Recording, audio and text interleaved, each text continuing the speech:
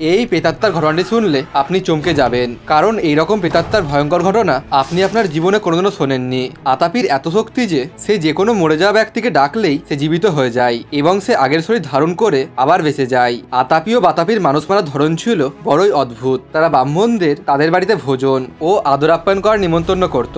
যখন ব্রাহ্মণরা তাদের বাড়িতে নিমন্ত্রণ পেয়ে আসতো, তখন বড় ভাই ছোট ভাইকে কেটে খাবার তৈরি করত। খাবার নানা প্রকারের মশলা লবণ দিয়ে রান্না করা হতো। বিভিন্ন প্রকারের ভালো সুস্বাদু খাবার খেয়ে যখন ব্রাহ্মণদের পেট ভরতো, তখনই বড় ভাই ছোট ভাইকে ডাকতো, বাতাপি, ওরে বাতাপি, বাইরে আয়। আর আতাপির ডাকে বাতাপি ব্রাহ্মণদের পেট চিরে বাইরে বেরিয়ে আসতো। তারপর আতাপি ও বাতাপি মরে যাওয়া ব্রাহ্মণদের খুব আরাম করে বসে খেত।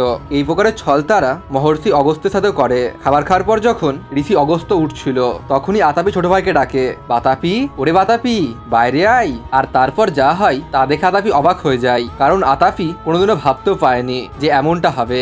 ঋষি অগস্ত্য বলে, যাকে তুমি ডাকছো তাকে তো আমি হজম করে ফেলেছি। আর এটা দেখে আতাপি অবাক হয়ে যায়। তারা বুঝতে পারে যে